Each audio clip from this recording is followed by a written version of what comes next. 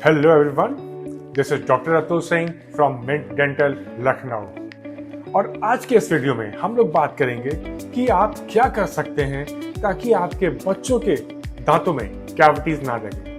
What can you do to prevent dental cavities in your child's teeth?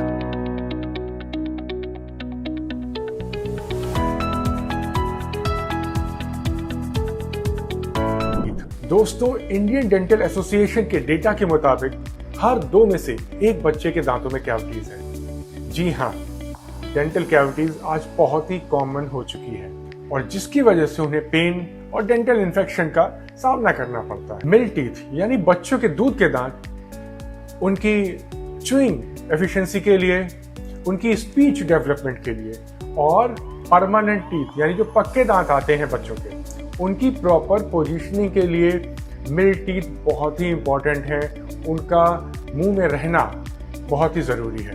तो हमें बिल्कुल भी ऐसा नहीं समझना चाहिए कि मिल्क टीथ हैं, बाद में तो ये गिर ही जाएंगे। बिल्कुल भी नहीं, हमें इनकी केयर वैसे ही करनी है जैसे हम परमानेंट टीथ की करते हैं, पक्के दांतों की करते हैं।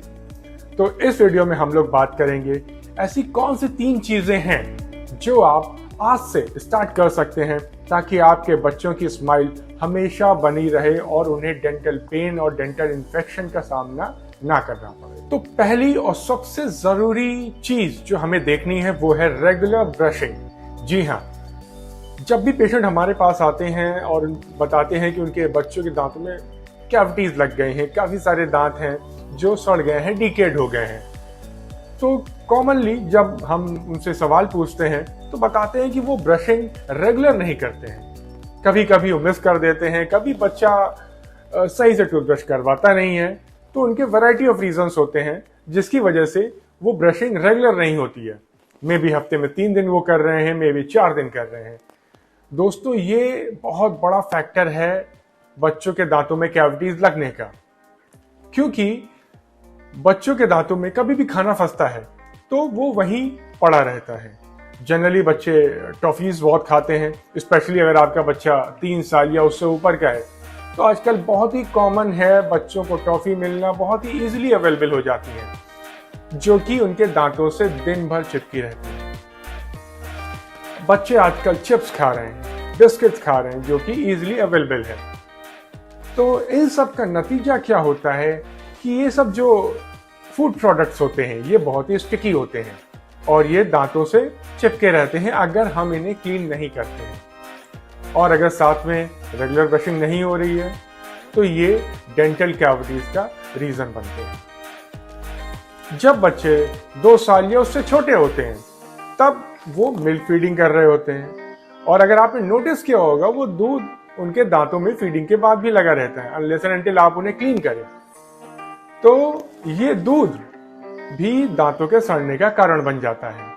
तो कोई भी फूड, चाहे वो मिल्क हो, चाहे वो कोई जूस हो या कोई फूड प्रोडक्ट हो जैसे बिस्किट, टॉफी, इनफैक्ट रोटी सब्जी भी अगर बच्चा खा रहा है और वो दांतों में लगा हुआ है तो वो डेंटल कैविटीज का कारण बनता है।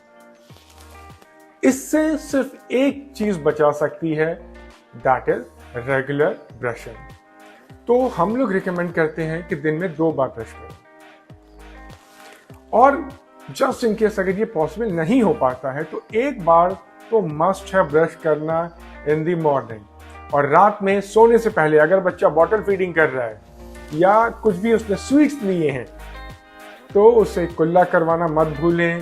दांतों को कॉटन गेज से साफ करना ना भूलें और बिल्कुल भी इस बात का ध्यान रखें कि सोते समय बच्चों के दांतों में किसी तरह की कोई फूड प्रोडक्ट चिपका ना रहे। और अगर आपका बच्चा कोऑपरेट नहीं करता है ब्रशिंग में तो बिल्कुल भी घबराने की बात नहीं है, परेशान होने की बात नहीं है।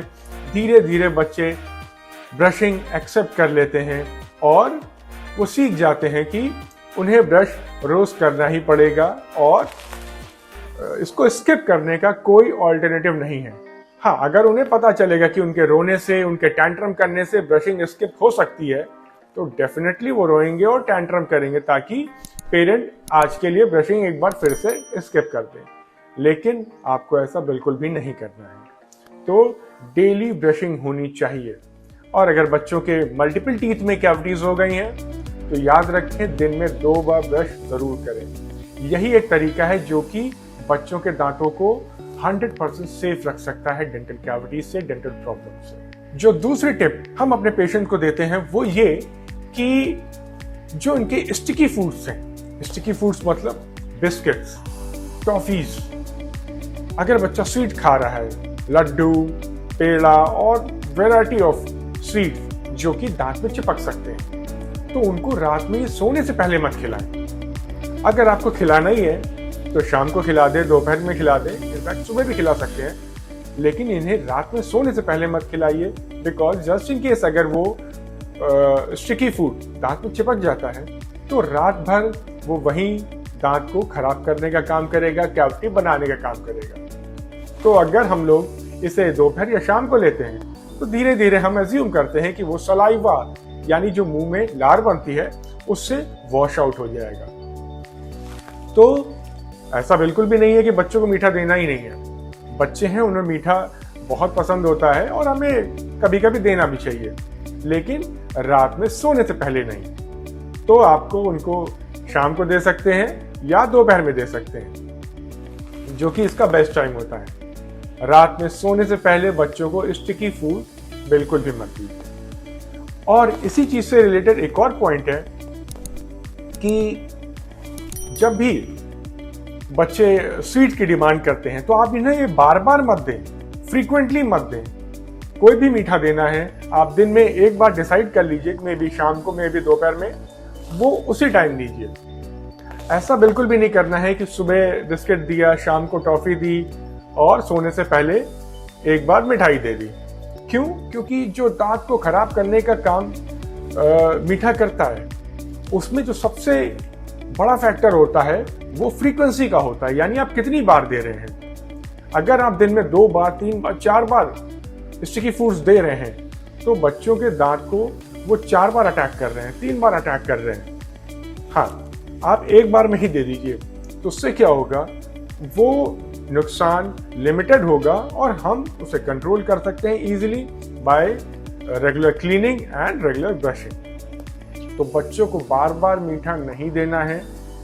अगर आपने कोई टाइम डिसाइड कर लिया है तो उसी टाइम दिन में एक बार दीजिए या 2 दिन में एक बार दीजिए। फ्रीक्वेंसी आप कम कर सकते हैं। तो बार बार मीठा नहीं देना है, इसकी फ्रीक्वेंसी को हमें कम से कम रखना है। थर्ड टिप जो हम देना चाहेंगे और जो कहीं ना कहीं पेरेंट को भी पता ही होती है कि उन्हें रेगुलर डेंटल चेकअप करवाना चाहिए बच्चों का, और वो भी जनरल डेंटिस्ट से नहीं, पेडियाट्रिक डेंटिस्ट से। जी हाँ, बच्चों के डेंटिस्ट जो कि स्पेशलाइज्ड होते हैं बच्चों के टीथ देखने के लिए। तो हमें बच्चों का डेंटल चेकअप फ्रीक्वेंटली करवाना चाहिए। और जैसा कि मैंने लास्ट वीडियो में भी बताया था, जब बच्चा 1 साल का हो जाए तो डेंटल चेकअप जरूर से जरूर हो जाना चाहिए। भले ही बच्चों के दांत में कोई कैविटी लगी हो चाहे ना लगी हो, एक डेंटल चेकअप करवाना अच्छी हैबिट को स्टार्ट करता है। क्योंकि एज अ पेरेंट कई बार हमें पता नहीं चल पाता है कि बच्चों के दांतों में कोई कैविटी स्टार्ट हो रही है, कोई डेंटल प्रॉब्लम स्टार्ट हो रही है। हमें तभी पता चल पाता है जब कैविटी का साइज बहुत बढ़ गया हो, बच्चों को पेन स्टार्ट हो गया हो या कभी स्वेलिंग आ गई हो, और तब तक देर हो चुकी होती है। तो हमें डेंटल इश्यूज को नेग्लेक्ट नहीं करना चाहिए और एक पहले से ही एग्जामिनेशन करवा लेना चाहिए ताकि प्रॉब्लम स्टार्ट ही ना हो। क्योंकि बच्चों को मैनेज करना कहीं ना कहीं डिफिकल्ट होता है, और अगर प्रॉब्लम स्टार्ट हो जाती है तो और भी ये डिफिकल्टी बढ़ी जाती है। तो बच्चों का डेंटल एक्सपीरियंस अच्छा रहे, आपके लिए भी बच्चों को डेंटल विजिट करवाना मैनेजेबल रहे, इजी रहे, उसके लिए जब डेंटल प्रॉब्लम स्टार्ट ही नहीं हुई हो वो सही समय होता है। इस डेंटल विजिट पे हम लोग पेरेंट को टिप्स देते हैं कि वो और क्या कर सकते हैं, कहीं कुछ इम्प्रूवमेंट की ज़रूरत है डाइट में या डेंटल हाइजीन में, कहीं कोई डेंटल प्रॉब्लम स्टार्ट तो नहीं हो रही है।